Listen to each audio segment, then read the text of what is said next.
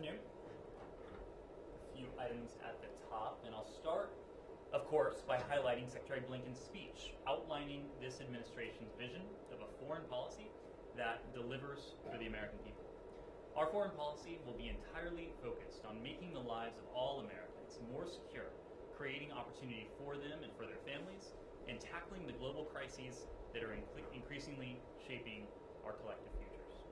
The Secretary outlined a number of key priorities that get to the heart of those efforts. Contain COVID-19 and strengthen global health security more broadly.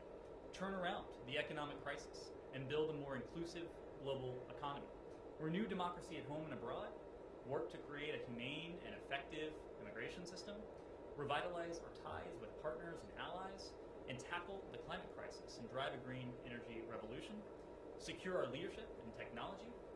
And to manage the biggest geopolitical test of the 21st century, and of course that is our relationship to China. We will approach these priorities, as the Secretary said today, through the lens that diplomacy is the best way to deal with today's challenges. Our strategy recognizes that American leadership and engagement matter because America is uniquely capable of bringing countries together to solve the problems that no other country can solve on its own. We will adhere to clear principles, standing firm on our commitment to human rights, to democracy, to the rule of law. We will balance humility and confidence. We will build a nonpartisan national security workforce that reflects America in all its diversity because we represent all Americans. We believe that diversity is a core source of strength, and we will hold ourselves accountable to a single overarching measure of success. Are we delivering results for the American people? Next, in keeping with our commitment to stand firm on support for human rights, democracy, and the rule of law, the United States is deeply concerned by Russia's increasingly repressive efforts to clamp down on the exercise of freedom of expression, including by members of the press. In particular, we are concerned by today's denial of Radio Free Europe, Radio Liberty's appeals of fines unjustly imposed under Russia's repressive foreign agent registration laws. These laws are a further transparent effort to impede the work of RFE/RL outlets, which are already severely limited in their ability to broadcast on television and radio in Russia, and to prevent them from bringing real and objective news to the Russian people. This is unacceptable, and we will continue to support the presence of independent and international media outlets in Russia. And finally, before we go to questions, I wanted to be sure to take a moment to state that as reports and shocking images continue to stream in, we are appalled and revulsed to see the horrific violence perpetrated against the people of Burma for their peaceful calls to restore civilian governance. We call on all countries to speak with one voice to condemn brutal violence by the Burmese military against its own people and to promote accountability for the military's actions that have led to the loss of life of so many people in Burma. So with that, Matt. Thanks. Let's just stay on Burma for a second, and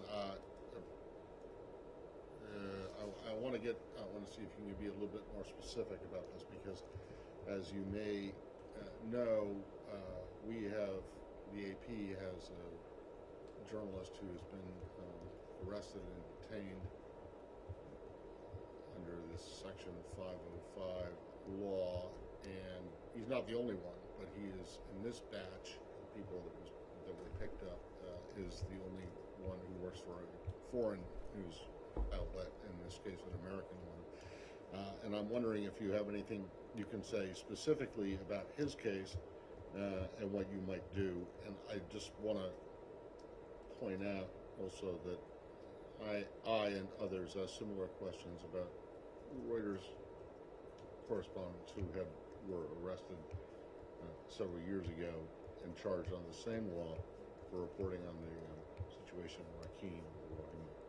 Thank you for the question, Matt. I appreciate the opportunity to speak to this. We are, of course, very familiar with these reports that the military has charged additional journalists with crimes. We are deeply concerned about the increasing attacks on and arrests of journalists. we call on the military to immediately release these individuals and to cease intimidation and harassment of the media and others unjustly detained merely for doing their jobs, for exercising their universal rights. A free and independent media, as we have said in other contexts, plays a critical role in ensuring that people are able to make informed decisions. We call upon the military to allow journalists and journalists to work independently without harassment, intimidation, or fear of reprisals. We've taken, of course, as you know, a number of measures against the military leaders responsible for this coup and related violence, including visa restrictions and asset blocking sanctions. We will continue and we will expand those efforts to promote accountability for what we have witnessed over the past few weeks. Are you aware of, or are you aware of any efforts that have been made on his behalf or on behalf of the other five? I believe it's five others, journalists who were detained. Anything specific on them? I wouldn't want to get into specifics. What we have said broadly is that, of course, we stand with the people of Burma. We support their peaceful exercise of their universal rights, including the right of freedom of expression, peaceful assembly, and of course, when it comes to these journalists, we have spoken out, as I just did here, forcefully, making clear that it is unacceptable that journalists who are merely furthering their rights, furthering their obligation to an informed citizenry, be detained for undertaking that activity. Thank you. Sure. So, in response to this escalation, are you guys thinking about further action? I have another one. We are. We are always looking at policy options that are available to us and that are appropriate given the circumstances. The loss of life, especially the loss of life in recent days, is abhorrent. As I said today, it is repulsive. We are evaluating policy measures that may be appropriate and relevant to respond and to ensure accountability for the military's actions, including their overthrow of the democratically elected Burmese government on February 1st. We are doing this both within our own system, but we are also closely coordinating with our like-minded partners and allies around the world. We have, as I said just a moment ago, encouraged the world to speak with one voice, but we have also sought to pursue ways that we can act consistent with one another. We've been heartened by the measures that some of our close partners, including the Canadians and the Brits, have taken in this context. We will look to what else might be appropriate for us to do, and we will continue to work closely with our other allies and partners as to what they might do. So let me read you something from UN Special Envoy on Myanmar, who spoke to Myanmar's military, that basically highlights the difficulty of having any leverage with those policy tools. She says she talks about how she spoke with the Myanmar military, and they told her, "We are used to sanctions. We survived. We can just keep going with fewer friends." So how do you deal with that? What action could the US possibly take in the face of this that would actually improve things for Myanmar people? Well, as I've said more recently in a different context, but also in this context as well, in our policy response to the Burmese military's coup, its overthrow of the civilian democratically elected government, in the first instance, we are not going to do anything that worsens the suffering, the humanitarian suffering of the Burmese people. We are not going to institute measures that would redound on them. Our measures are going to continue to be very tightly targeted at the members of the military. And you have seen this in the steps we have taken to date. We have enacted policy measures against senior members of the junta, as well as entities controlled by the military. Some of our closest allies have done the same as well. And I think it is fair to say, I know it is fair to say, in fact, that these targeted measures have a significant impact on the Burmese military, on their ability to wield power and influence. In all of this, we are continuing to stand with the people of Burma, and the people of Burma, as we have seen, have made very clear in their own actions and words and deeds that they do not support, of course, this military junta that has overthrown their own democratically elected government. We are standing with them, with our word, with our deed, to advance their aspirations to restore democratically elected government in Burma. Yes. Afghan question, going to switch topics. Secretary Blinken today talked about working with China when there was a common cause. How much discussion is there with them about Burma, and also India and Japan, since they're the other two major trading partners? Can you elaborate at all on that?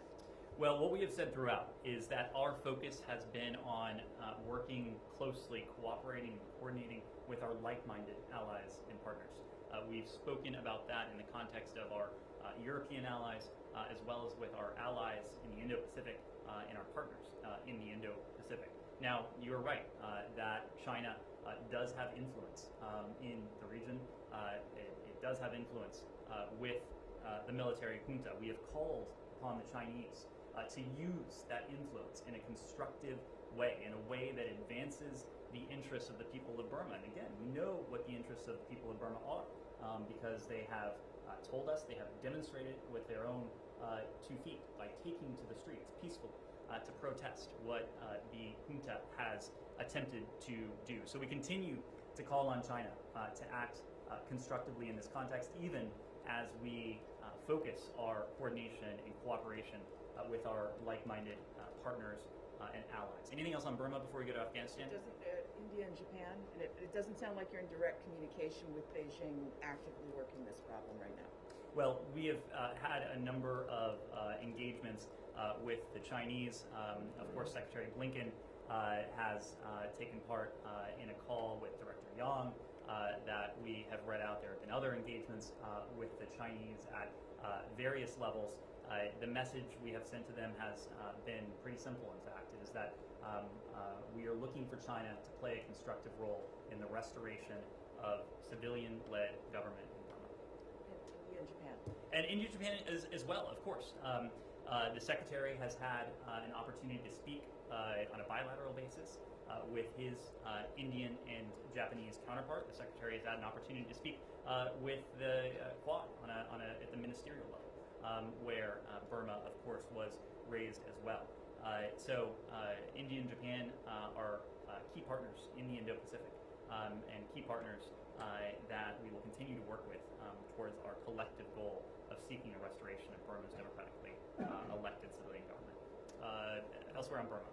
Sure. Can you just let me follow up on the UN ambassador? I know you spoke to it yesterday, but Ambassador Ballot, any update on his status, whether the United States is able to have him and ensuring he stays there?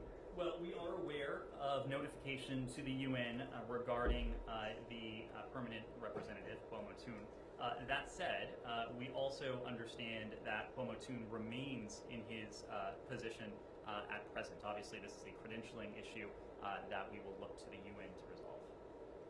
Sorry, it's the same thing you said yesterday. Right, there's been no update. Of course, I would also point to what we said on Friday with the heroic words that we heard from inside the UN chamber that we continue to commend and applaud. Elsewhere on Burma, can we move on? One more? Just one more. We haven't talked about the issue of the Rohingya in Burma, and I'm just wondering, you just mentioned discussions about the interests of the people of Burma, and I'm wondering if the issue of the Rohingya have come up at all in the context of these discussions. Discussions with our like-minded partners and allies? That's right, or as you talk to people inside Burma and trying to figure out the path forward. Well, of course. Look, the plight of the Rohingya has been a priority of us. It was a priority of ours before February 1st. It remains a priority of ours after February 1st. Right after February 1st, of course, our concern has broadened for the people of Burma not just the Rohingya, but also those that are seeking to have their voices known when it comes to their desire to see a restoration of the civilian-led government. The United States has been the most generous contributor to humanitarian assistance for the Rohingya in the region. Over the course of recent years, I believe that has totaled $1.2 billion, with hundreds of millions of dollars in recent years alone. We will continue to work to support the Rohingya in Burma, but also in the broader region, even as we now work to show our support for all the people of Burma who have taken peacefully to make clear that they seek a restoration of their democratically elected government. Should we go to Afghanistan? It's about the worst kept secret in D.C. and Kabul that Envoy Khalilzad has been talking about some sort of a Bond 2 get together, perhaps in a place like Turkey, where you get the Taliban and the Afghan government and other elements of power in the same room, to talk about divvying up power in some sort of interim government setting. Critics have pushed against this, saying, why not just have the Taliban run for office? Why is the U.S. doing this colonial move where they're helping engineer who's going to have 50% of the power going forward? And why is the Taliban not being encouraged to go to the ballot box? Well, I think in the first instance, what I would say is that this is an Afghan-led, Afghan-owned process. The United States, of course, is seeking to support a diplomatic solution to help Afghans achieve a political settlement and a permanent and comprehensive ceasefire. To that end, as we announced over the weekend, the special representative and his team are now in the midst of their first travel to the region since January 20th. Esrar Khalilzad and his team wrapped up today 3 days of productive consultations with government officials in Kabul. They met with civil society leaders, they met with other Afghan political leaders, focused on accelerating progress towards peace. In all of this, Ambassador Khalilzad emphasized our focus on diplomacy, as I mentioned, and garnering wider international support to help Afghanistan's achieve that political settlement and permanent and comprehensive ceasefire that I mentioned before. I think it is fair to say that they found and over time have found widespread support for the need to move quickly and to deliver that just and durable peace that has been at the center of our diplomatic efforts, in the center of what Afghans are demanding and in fact what they deserve. Ambassador Khalilzad is now in Doha. He will continue engagements in Doha. I expect there may be additional travel from there, but he is hard at work, not at dictating anything, but in facilitating this Afghan-led, Afghan-owned process the United States is firmly behind. Yes. Okay. Any lead down for? One more question on Afghanistan. I'm just curious, when you say, that they found widespread support for the need to move quickly, what exactly are you referencing?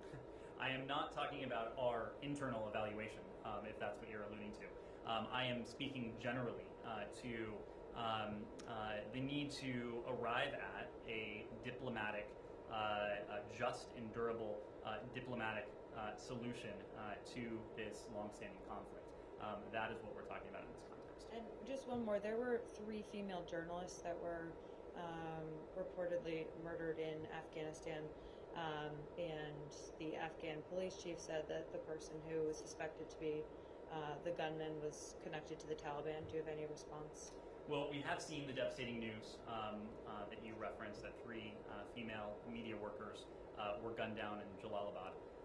Our chargé d'affaires in Kabul stated that Afghans across the country are facing threat. We know that these attacks are meant to do one thing. They are meant to intimidate. They are intended to make reporters cower. The culprits hope to stifle freedom in a nation where the media has, in many ways, flourished for the past 20 years. This cannot be tolerated. We do not tolerate it. We seek to end the impunity with open and transparent investigations into these vicious murders. We call on the government to defend press freedoms and to protect journalists. The perpetrators must be held accountable and to stop their terrorism against Afghan civilians, including, in this case, journalists. We offer our sincere condolences to the families, to the friends, to the loved ones of these three journalists. When it comes to the culprit, I've seen the report you referenced. We have called for an investigation. More broadly, we continue to believe that levels of violence in Afghanistan remain unacceptably high. Yes? Houthi officials in Oman last week.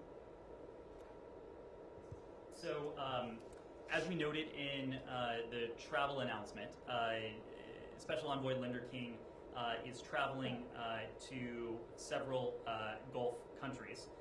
He's been meeting with senior government officials and UN Special Envoy Martin Griffiths during his trip to the region.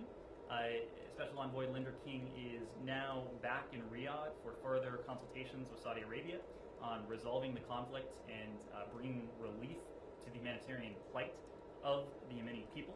I believe it is true that Special Envoy Linder King has visited every GCC country except for Bahrain, but on the way over to the region several days ago, the first call he made was to the foreign minister of Bahrain, so he has been in contact with officials in every GCC country. I believe it is also true that NEA has issued readouts of some of these key meetings, and so I would refer you to those readouts for additional And what about his meetings with the Houthis? Can you confirm that he met with Houthis in Oman? He has been meeting with senior government officials and UN Special Envoy Martin Griffiths during his trip. NEA has issued readouts of key meetings. I don't have anything for you about that. Did you mean that he didn't meet with them? I am saying that he has been in the region where he is undertaking consultations with senior government officials, with Martin Griffiths, but we don't have any additional readouts beyond. But there is a story in Reuters today confirming, based on two sources, that U.S. officials have met with Houthis in Oman. Is this story accurate or false? I'm just not going to comment on that story. What I'm going to say is that he has been in the region. He's been undertaking consultations. We've issued readouts of key meetings. I don't have anything for you behind that. Yes? Hold on, just on that, on the meetings, because I don't know what this other story that he's talking about is, but we've heard that the Houthis rejected a meeting with Special Envoy Linder King. But what I want to ask about is going back to something that I've been asking you about for 2 weeks now. The removal of the Houthi leadership from the SDGT terrorism list, not the other one related to the main difference. The main thing that changed because they were taken off that was that the U.S. officials were allowed to meet with the Houthi leadership, who had previously, under the previous administration's order, they had that was verboten, was not allowed. Is that why they were taken off? The three were taken off this list, and did Special Envoy Linder King attempt to or meet with any of them? Matt, I think you're continuing to mischaracterize. No, actually, Ned, I think you are continuing to mischaracterize it because you still refuse to say that you've taken these guys off that list.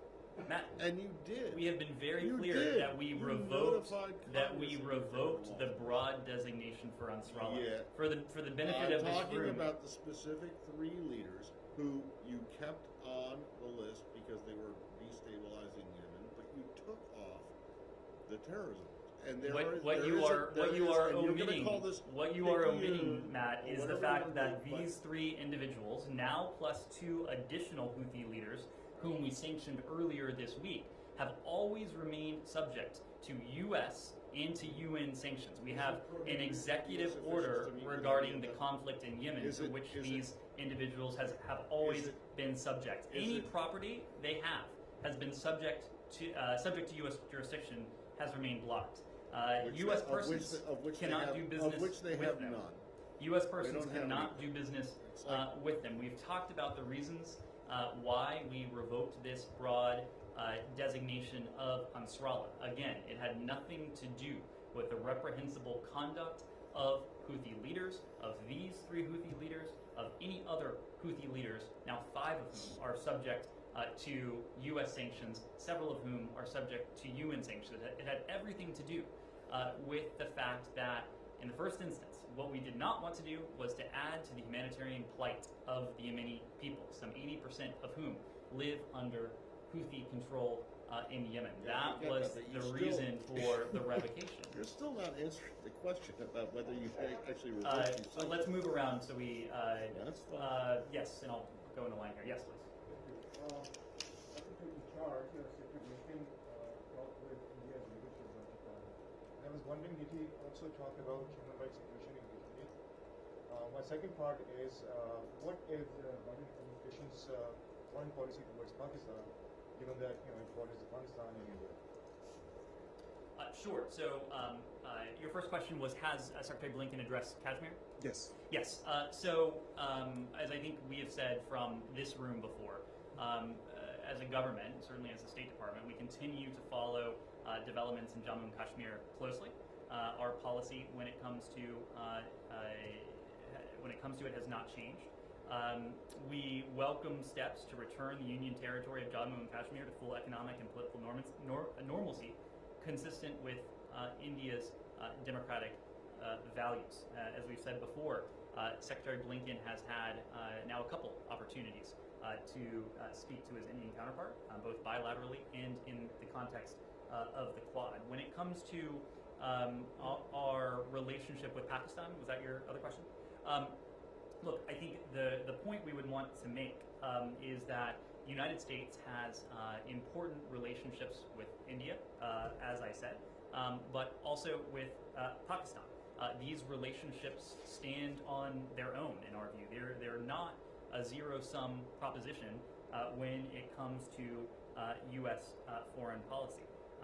We have productive, constructive relations, and productive and constructive relationships with one does not detract from the relationship we have at the other. It does not come at the expense at the relationship we have with the other. When it comes to India, we have a global comprehensive strategic partnership, and we've talked about that.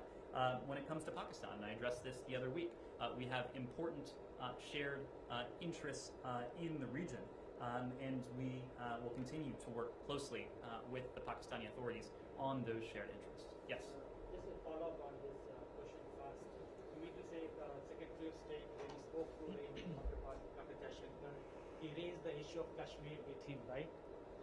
We issued a readout of that call, so I would refer you to the readout of that The conversation. readout didn't have any mention of Kashmir in that. I wouldn't want to go beyond the readout. Okay. Does the administration think that Kashmir region is not controversial anymore? It's not. It's like because after the 370 in August 2019. So do you still want to revoke that? Do you think if the territory is India's territory, is it still a disputed territory between India and Pakistan?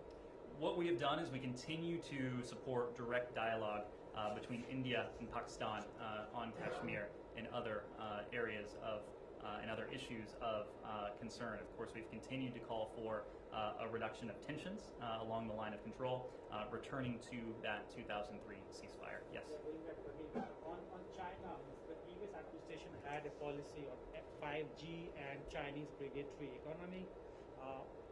Does that policy continues, or did it change in the policy of the new administration? Well, the Biden administration views 5G as a high priority, of course.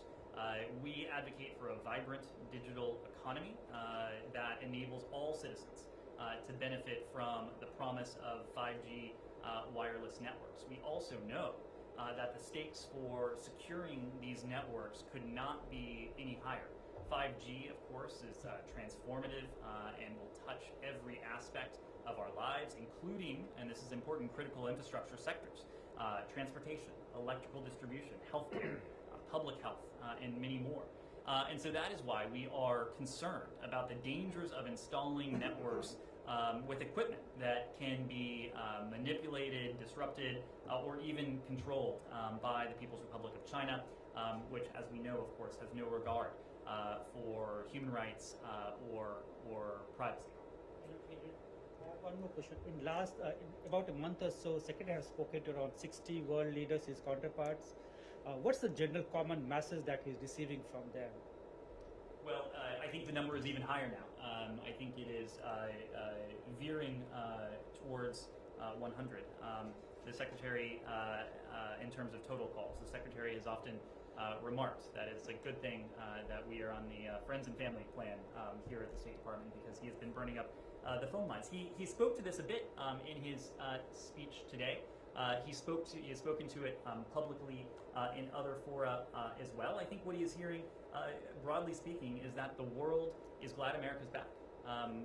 America is now re-engaged. We are re-engaged bilaterally in terms of important relationships. We are re-engaged multilaterally in terms of international bodies. We are working cooperatively and closely with allies and partners around the world. And I think there has been that has been greeted with a good degree of welcome. And so I think that has been the overriding message that he has heard from many of our closest friends and partners. I have one more small quick one. The administration is reviewing several of the arms deals that the previous administration had done with other countries like UAE. Is those with the US had with India is under review, like the arms drones to India? Well, I believe as of this year, the United States has authorized over $20 billion in defense sales to India. It's these offers of advanced U.S. defense platforms that demonstrate our commitment to India's security and sovereignty. It demonstrates our commitment to that global, comprehensive, strategic partnership. I don't have anything for you on pending sales or the review process for them. As I understand it, there is nothing currently in train that India has accepted. But if there is any change in the status of pending transfers, I'm happy to let you know. Iraq, Yemen. I just want to make sure we have some. Let's cover the ICC. Sure. As you wish. So I'll go with Iraq. I'm sure ICC is going to come up as well. There was another round of rocket attacks in Iraq yesterday. You've previously said that you won't lash out, but these attacks are definitely on the rise. So what will you do to stop them? And you had talked about an investigation for the previous attacks to see who was the perpetrator. What is the latest in that investigation? Well, this was an investigation that was principally undertaken by our Iraqi and Kurdish partners. Of course, we cooperated closely. There was good sharing of information when it came to their investigation. Look, we said this in the aftermath of the heinous attack on Erbil. I repeat it today. We won't preview any particular or specific response, but we have demonstrated our resolve to take necessary and proportionate action in self-defense where appropriate. Whatever response we take, we will act with appropriate coordination with the government of Iraq and with our coalition partners. We responded to recent attacks by Iran-backed militias on coalition U.S. forces in a manner that was calculated, proportionate, and fully covered by legal authorities. I think you will see the same hallmarks of any forthcoming responses. Just broadening out a little bit. Since you guys said that you were ready to go back to talks with Iran over the nuclear deal, I mean, in the context of the P5+1 with the European invitation, and since you lifted the FTO thing on the Houthis and the others, which we already talked about. Iranian-backed militia in Yemen have stepped up their offensive in Marib. They have increased the number of rocket attacks going into Saudi Arabia that you've condemned now like 3 times, so just in this last couple of days, and also attacked in Saudi Arabia. On top of that, they also rejected your offer to get back into the talks and have stepped up their violations of the JCPOA. So if you were going to give a grade about how your approach to Iran has been since the administration began, what kind of grade would you give it? Well, Matt, I think our work with Iran is yet incomplete, and it won't be complete until the one-word answer then is the grade is incomplete. No, our answer is that our work won't be complete until we have what we are seeking, and that is a verifiable, permanent prohibition on Iran ever obtaining a nuclear weapon. But there's one other historical point that you didn't mention in your history lesson, Matt, and that is the fact that these attacks, these attacks. Well, again, you're looking at a slice of history that may not be fully representative, and in fact, it's not, because these attacks, including on coalition and certainly U.S.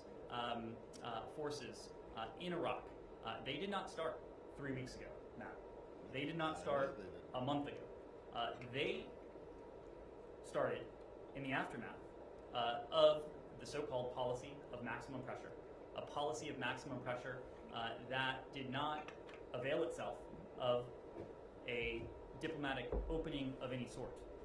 So to attribute what we have seen over the past several weeks to this administration, I think you are missing, anyone, I should say, would be missing the forest for the trees. Okay, hold on. I'm not attributing it to this administration. You guys aren't the ones who are doing the attacks. Yeah, I'm saying the Iran and its proxies are doing the attacks. I think it's an important. I'm just asking you if there is any concern. And I am just telling you that is an important historical point to recognize when these escalations and these provocations began. Because again, as I said, I believe it was last week now, maximum pressure sought to do a few things. But when you sought to deliver a so-called better deal. It sought to unite the United States with our closest partners and allies. It sought to cap Iran and its proxies into submission. And in fact, the opposite of all of those things has happened. No of doubt. course, But Iran has advanced key elements of its nuclear program.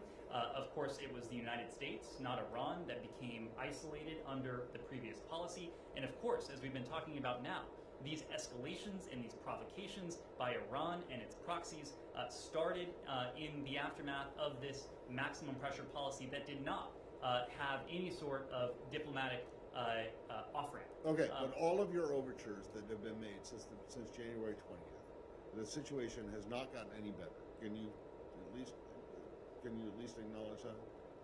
It hasn't gotten any better from where it was 3-5 months ago. What I would acknowledge is that we are measuring in terms of our overarching objective. Our overarching objective is to have to impose verifiable and permanent limits on Iran's nuclear program.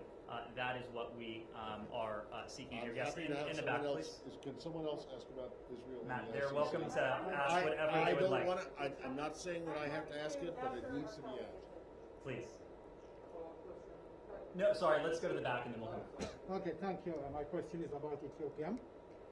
As you all know, since the war broke in the Tigray region of Ethiopia, it has caused widespread suffering to the people of Tigray, and my heart bleeds for the Tigray people who are suffering. Right now, urgent steps needed to alleviate suffering in Ethiopia's Tigray region.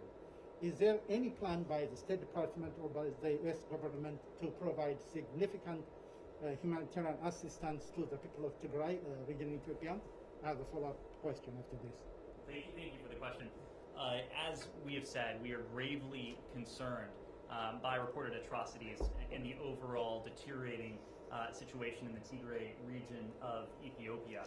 We strongly condemn the killings, the forced removals, the sexual assaults, the other human rights abuses by several parties that multiple organizations have reported on in Tigray, including recently the Amnesty International investigation.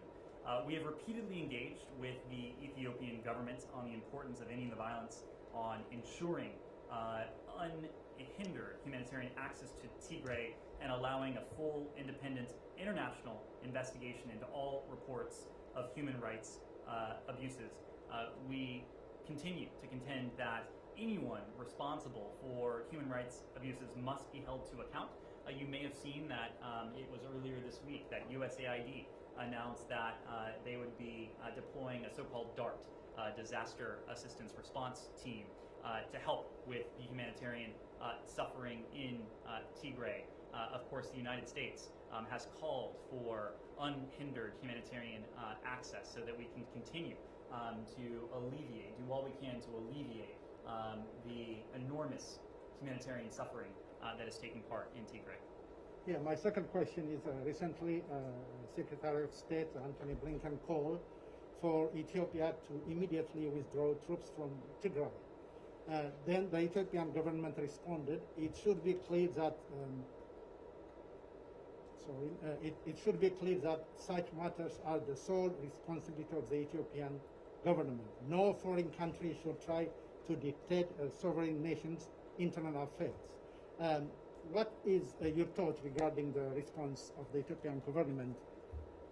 Well, we issued a readout of Secretary Blinken's recent call with Prime Minister Abiy.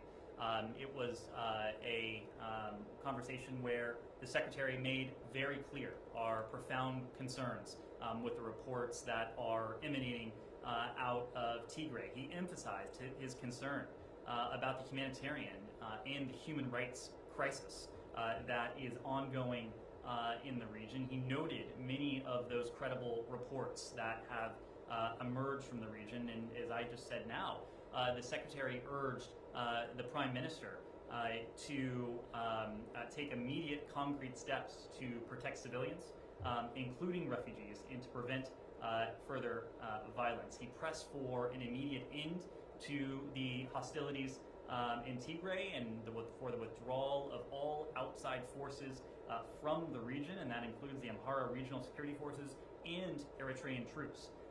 He asked that the government of Ethiopia work with the international community to facilitate independent, international, again, credible investigations into the abuses that have been reported in Tigray. And he also acknowledged the fact that we have heard positive signs from the Ethiopian government. Of course, the recent announcement of full and unhindered humanitarian access into Tigray. What we're looking for now are signs on the ground that those pledges will come to fruition so that the United States, together with the international community, can do all we can to alleviate the humanitarian suffering of the people of Tigray. Yes, please. So, does the State Department have a reaction to the ICC investigation into war crime allegations in Palestine, excuse me, in Palestinian territories? And also, the prior administration had imposed sanctions against the ICC prosecutor and 2 of her aides who are conducting this investigation. Are those sanctions still in place? What does this administration plan to do about them? Well, let me just start generally and say that we firmly oppose and are disappointed by the ICC prosecutor's announcement of an investigation into the Palestinian situation.